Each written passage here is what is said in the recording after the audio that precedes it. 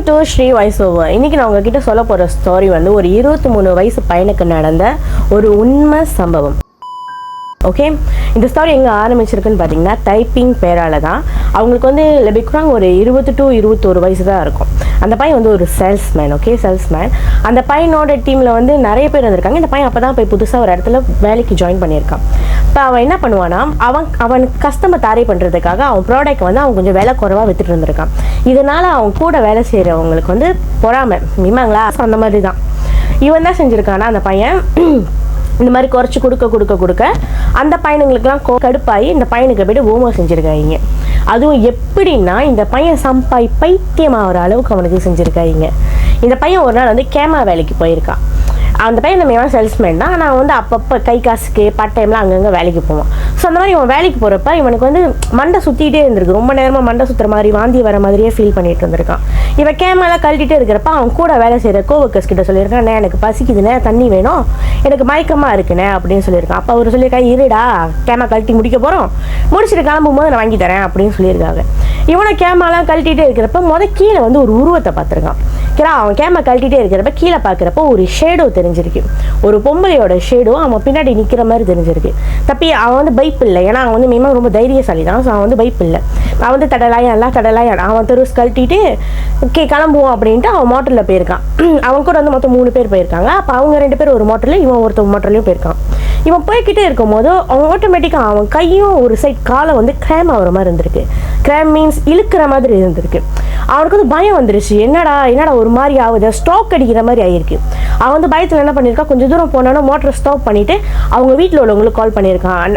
அண்ணா எனக்கு இந்த மாதிரி என்ன ஒரு மாதிரியா பண்ணுது உடம்பு, எனக்கு என்னன்னு தெரில அப்படின்னு சொல்லி தப்பி ஜாலில் மோட்டரை போட்டுட்டு கால் பண்ணி சொல்லியிருக்கான். அவன் கால் பண்ணி சொன்னான்னா அவங்க வீட்டில் உள்ளவங்க போய் பார்த்துருக்காங்க. அவனை பார்க்கும்போதே மிம்மாங்க வந்து ஒரு மாதிரி கை கால்லாம் இழுத்துக்கிட்டு ஒரு மாதிரியாக தான் இருந்திருக்கான். அப்போ என்ன பண்ணியிருக்காங்க, உடனே அவனை வந்து ஜிஎஸ் கூட்டிகிட்டு போயிருக்காங்க. அவங்க நினச்சிக்கிட்டாங்க அவனுக்கு வந்து ஸ்ட்ரோக் அடிக்க போகுது போல இருக்கே அப்படின்னு நினச்சிக்கிட்டாங்க. பிகாஸ் மிம்மாங்க அந்த பையனுக்கு வந்து மெடிக்கலாக நிறைய ப்ராப்ளம்ஸ் இருக்குது. ஸோ அதனால் அவங்க என்ன நினச்சிட்டாங்கன்னா அவனுக்கு மேபி வேறு எதுவும் அட்டாக் போல இருக்குது அப்படின்னு நினச்சி ஹாஸ்பிட்டல் கூட்டிகிட்டு போயிருக்காங்க. அங்கே கூட்டிகிட்டு போய் ரொம்ப நேரம் எல்லா டெஸ்ட்டெல்லாம் எடுத்து பார்த்துட்டு டாக்டர் சொல்லியிருக்காங்க, உனக்கு ஒரு பிரச்சனையும் இல்லை, நீ போகலாம் அப்படின்னு சொல்லியிருக்காங்க. ஸோ அவங்களெல்லாம் ஓகே அப்படின்னு கேட்டுட்டு வீட்டுக்கு வந்துட்டாங்களாம். வீட்டுக்கு வந்து கொஞ்ச நேரம் நல்லா தான் இருந்திருக்கான். அந்த பையன் படுத்து தூங்கியிருக்கான். அதனால் தூங்கிட்டே இருக்கிறப்ப திடீர்னு ஏஞ்சி வந்து ஒரு மாதிரி சிரிச்சிருக்கான். மச்சான் ஒரு மாதிரி கிக்கின்னு ஒரு மாதிரி சிரிப்பு, அது ஒரு கிளவி சிரிச்சா எப்படி இருக்கும் அந்த மாதிரி ஒரு சிரிப்பு சிரிச்சிருக்கான். அந்த சத்தத்தை கேட்டா அவன் வீட்டில் உள்ளவங்க அவனை பார்த்து பயந்தே போயிட்டாங்க. ஏன்னா அவன் அந்த அளவுக்கு ஒரு அக்ரெசிவாக பயங்கரமாக சிரிச்சுட்டு இருந்திருக்கான். அவன் என்ன சொல்லிட்டு இருந்தானாக்கே, வந்துட்டு இப்படி விட்டுட்டீங்களாடா மச்சான், சாமி வந்தால் எப்படி பண்ணுவாங்க, அந்த குரல்லாம் மாற்றி மாதிரி கிழவி மாதிரி உடம்பெல்லாம் அப்படியே வளைச்சி நெளிச்சுக்கிட்டு பயங்கரமாக அந்த பையனோட எத்திட்டு அவங்களா பயந்து போய் தருமா, எனக்கு பைத்தியம் பிடிச்சிருச்சா, சாமி வந்துருச்சா, இல்லை பேய் பிடிச்சிக்கிச்சான்னு அவங்களுக்கே தெரில, கன்ஃபியூஸ் ஆகிட்டாங்க. அந்த அளவுக்கு ஒரு மேமாங் அவங்க உண்மையாலுமே பயந்துட்டாங்க. அந்த பையன் பண்ணதை பார்த்து தெரியுமா, மின்னுக்கு வீட்டுக்காரங்களே ரொம்ப பயந்து போயிட்டாங்க. அவன் என்ன பண்ணியிருக்கானா, அந்த மாதிரி கத்திட்டே இருந்துட்டு அப்போ அவங்க வீட்டில் உள்ளவங்க சொல்லியிருக்காண்டி படுறா ஏதோ அதை நாளைக்கு பார்த்துக்கலாம் படுறா அப்படின்னு சொல்லியிருக்காங்க. இவன் வந்து கத்திக்கிட்டே எழுந்திரிச்சு கேட்டெல்லாம் திறந்து வெளியே போய் 3 முச்சந்தில் நின்றுக்கிட்டு அந்த கையை இப்படி மேலே தூக்கிட்டு தருமா, கீழே உட்காந்துக்கிட்டு இந்த ஏன்டா அப்படி விட்டுட்டு அந்த மாதிரிலாம் பயங்கரமாக டஷ்ஷாடாக பேசிடுவாங்க. அப்போ அவங்க வீட்டில் உள்ளவங்க நினச்சா, ஓ சரிக்கே சாமி வந்துருச்சு போல அவனுக்கு அப்படின்னு சொல்லிட்டு ஓகே அப்படின்னு சொல்லி போய் தூங்க வச்சுட்டாங்க, படுக்க போட்டாங்க. நல்லா முழிச்சிட்டு மறுநாள் வந்துட்டு அவனை வந்து வேற ஒரு இடத்துல வந்துட்டு உண்மையாலுமே சாமி தானான்னு தெரிஞ்சுக்கிறதுக்காக ஒரு இடத்துக்கு கூப்பிட்டு போயிருக்காங்க. கூட்டிகிட்டு போயிட்டு சரி சாமி அழைக்கிட்டோம் அப்படின்னு சொல்லி விட்டுட்டாங்களாம். அவன் சாமி அருந்த ஒருத்தவங்க பார்த்து சொல்லியிருக்காங்க, இது சாமி இல்லை, இது பார்க்குறதுக்கு வேற மாதிரி இருக்கே அப்படின்னு சொல்லியிருக்காங்க. அப்போ என்ன பண்ணியிருக்காங்க, ஓகே வேற ஒருத்தவங்களை கூப்பிட்டு அழைச்சி பார்ப்போம் என்னான்ட்டு அப்படின்னு சொல்லி வேற ஒருத்தவங்களை கூப்பிட்டு அழைச்சி பார்த்துருக்காங்க. அப்படி அழைச்சி பார்க்கும்போது தான் அவங்க சொல்லியிருக்காங்க, உன் கூட இருந்தவனே உனக்கு வேலை செஞ்சுட்டான்டா, நீ சாப்பிட்ட சாப்பாடில் உனக்கு சேவனை செஞ்சு போட்டுட்டாங்க அப்படின்னு சொல்லி அவங்க ரொம்ப நேரமாக கஷ்டப்பட்டு இதெல்லாம் மந்திரம்லாம் படித்து நிறைய விஷயம் செஞ்சு அந்த பையன் உடம்புல இருக்கிறத எடுத்திருக்காங்க. அது எப்படி இருந்துக்குன்னா, ஒரு மாதிரி கருப்பு கலர் அப்படி ஜெல்லி மாதிரி ஸ்லாம் மாதிரி ஒரு விஷயம்லாம் அவன் உடம்புலேருந்து எடுத்திருக்காங்க. எடுத்துட்டு அதை கட்டி கொண்டு போய் ஆற்றுல விட சொல்லிட்டாங்க. போட்டிருந்த ட்ரெஸ்ஸு, அந்த உடுப்பு, சம்திங் என்னென்னமோ ஜாமான்லாம் இன்னும் கொஞ்சம் ஜாமான்லாம் வச்சு கொண்டு போய் ஆற்றுல விட்டுருங்க அப்படின்னு சொல்லிட்டு வந்துட்டாங்க. இந்த பையனை கொண்டு போய் ஆற்றுல விட்டுட்டு வீட்டுக்கு வந்துட்டான். வீட்டுக்கு வந்ததுக்கப்புறம் கூட மச்சான் மாமா சேம் அதே மாதிரி தான் இருந்திருக்கான், அதே ஸ்டைல்லே தான் இருந்திருக்கான். அப்போ தான் ஒரு மலாய்க்கார உஸ்தாட் கிட்ட இவனை கூட்டிகிட்டு போயிருக்காங்க.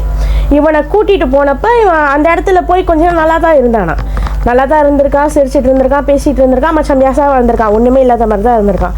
அப்போ அந்த உஸ்தாட் வந்து இவனுக்கு வந்து ஒரு இது கொடுத்தாராம், தைலம் மாதிரி உள்ள ஒரு பாட்டில், சம்திங் லைக் ஜாஸ்மின் எண்ணெய் மாதிரில அந்த மாதிரி கொடுத்துருக்காங்க. இந்த பையனை சரி எடுத்துகிட்டு வந்துட்டு வச்சுருந்துருக்கான். அப்போ அவங்க வீட்டில் உள்ளவங்கிட்ட எதுக்கடா இது கொடுத்தாங்க அப்படின்னு கேட்குறப்ப விரலில் பூசை கொடுத்தாரு, விரலில் என்ன பிடிச்சது வந்து கிட்ட வராது அப்படின்னு சொல்லியிருக்கான். சரின்ட்டு இவங்களும் ஓகே விட்டுட்டாங்களாம். அதை பூசிட்டு படுத்து கொஞ்ச நேரம் தான், எத்தனையோ செகண்ட் கேப்பில் தெரியுமா அவன் திரும்பியும் அதே மாதிரி ரியாக்ட் பண்ணியிருக்கான். அந்த கிக்கின்னு ஒரு சிரிப்பு மாதிரி செஞ்சுட்டே இருந்தோன்னா வீட்டில் உள்ளவங்களுக்கு வந்து மேமா பயமாயிருச்சு. அப்போ என்ன பண்ணியிருக்காங்க, மறுநாளே காலைல கூட்டிகிட்டு போய் ஒரு கோயிலில் பார்த்துருக்காங்க. ஏன்னா 2 நாள் பார்த்து அவனுக்கு வந்து சரியாகலையே. ஸோ அதனால் அவனை வந்து ஒரு கோயிலுக்கு கூப்பிட்டு போய் அங்கே உள்ள ஐயர்கிட்ட கூப்பிட்டு கேட்டிருக்காங்க. அப்போ ஐயர் சொல்லியிருக்காரு, இது வந்து அவனை பிடிச்சது வந்து அவனை விடாது, ஸோ நீங்கள் பெட்டர் வந்துட்டு இன்னும் ஒரு நல்ல ஒரு அஸ்லி அந்த மாதிரி இடத்துக்கு கூப்பிட்டு போங்க அப்படின்னு சொல்லியிருக்காங்க. இருந்தாலும் அந்த ஐயர் வந்து தற்காலிகமாக அதை ஓட்டுறதுக்கு வந்து வழியெலாம் செஞ்சு கொடுத்துருக்காங்க. மண்டி பொங்கலாம் பண்ணி அவனை வந்து ஓரளவுக்கு கியூர் பண்ணி கொடுத்துருக்காங்க.